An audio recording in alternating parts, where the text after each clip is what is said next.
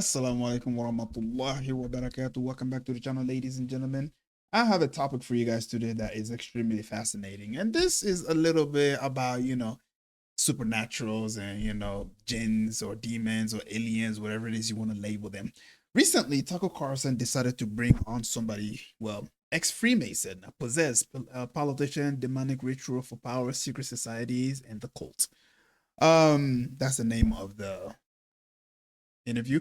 If you want to go ahead and watch the whole entire thing, by all means, knock yourself out. I'm only gonna go ahead and react to the first 4 to 5 minutes of this little clip right here and give you guys a little bit of an idea of what it is that he is talking about. And I think that this is extremely fascinating because one thing that I will tell you is that the occult or dealing with supernatural is something that has been with human for thousands of years, and with time they've only perfected this act. They've only perfected these type of rituals that they like to indulge in on a daily basis.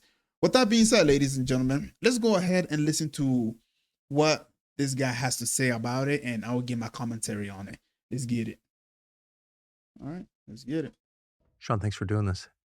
It dawned on me the other day, years after it dawned on you, that there are no secular leaders of anything, and that people pose as, science-based and non-religious, but everyone who has power in the world is religious, I have noticed.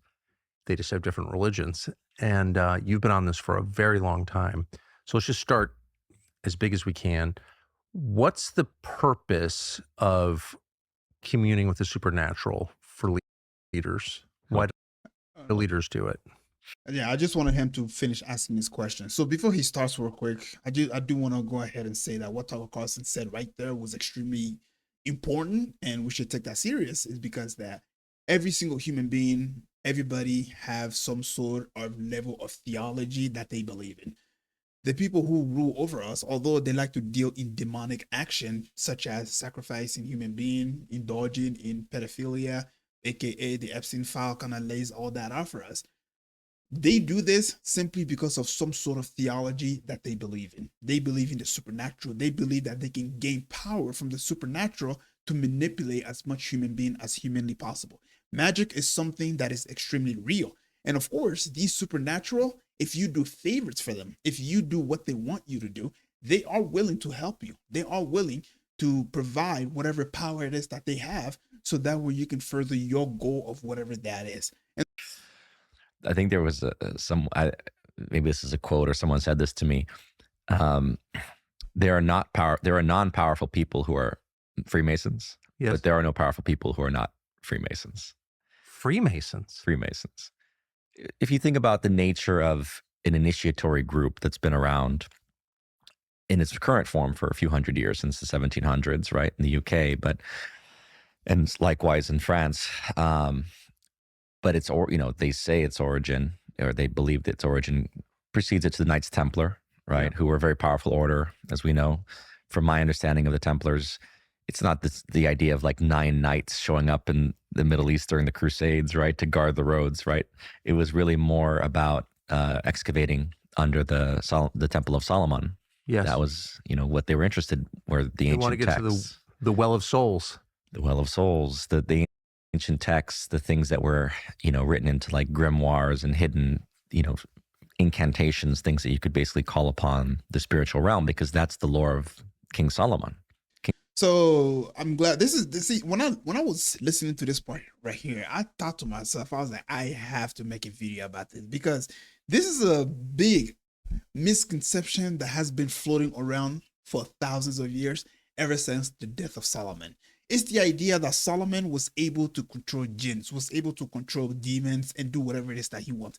Yes, he did control these things, but they thought that Solomon was a disbeliever, that Solomon was using magic to do all of these things. And therefore, we have a verse in the Quran where Allah subhanahu wa ta'ala pretty much clears the name of Solomon. And this is how the verse goes, okay? I'll read it out for you guys. They instead follow the magic promoted by the devil during the reign of Solomon. Never did Solomon disbelieve. Rather, the devils disbelieved. They taught magic to the people along with what had been revealed to the 2 angels Harut and Marut in Babylon. The two angels never thought anyone without saying, "We are only a test for you. So do not abandon your faith." Yet people learn magic, and that causes a rift even between husband and wife. Although the magic could not harm anyone except by Allah's will, they learned what harmed them and did not benefit them.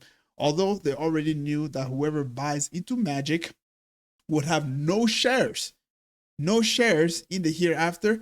Miserable indeed was the price of which they had sold their soul, if only they knew. So what he's saying is right, it's true. Okay? What he's saying is true. If not, Allah would not have revealed this verse right here. People assume that Solomon is dealing in magic. And so for thousands of years, human beings have been trying to pretty much learn how Solomon did it so they can replicate what he did.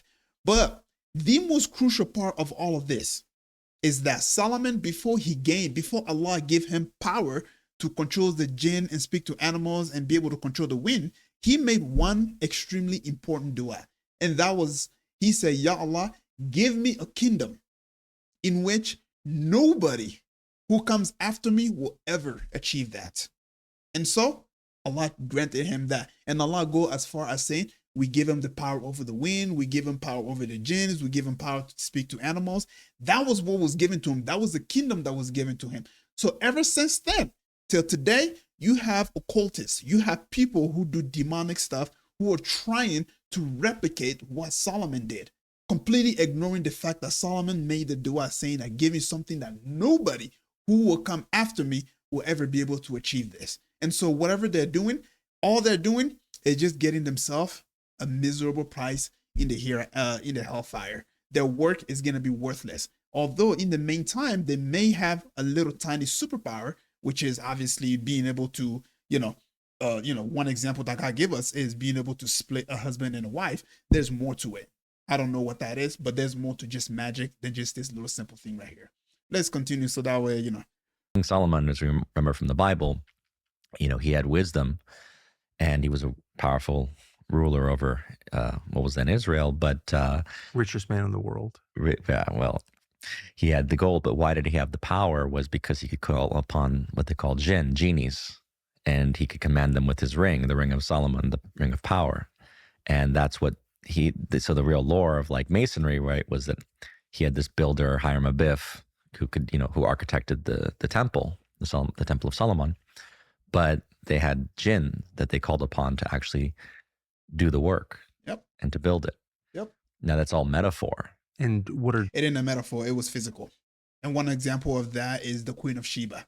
When the Queen of Sheba was demanded to go to Solomon, there's a movie called 1,000 Journey. I think that's exactly what it's called. There's a movie, they refer to it saying that Solomon is the one that actually went to the Queen of Sheba, when in reality, it was the Queen of Sheba who made her way to Solomon. And during that moment, when she was making her way to Solomon, Solomon asks the jinn, saying that, "Who can bring her throne to me?" This is something physical. Okay. And of course, you have different interpretation out there. Some people say that it was actually a human being that was able to do it. Some said no, it was a jinn called the Ifrit, or like extremely powerful jinns who were able to, do very, I guess you can say, like supernatural things, right? And so during the reign of Solomon, he said, "Who can bring her throne to me before she gets here?" And so either a jinn or a human being, again, I don't know who it is, there's different interpretation of it. One of them said, "I can bring her throne to you in a blink of an eye." And they did exactly that.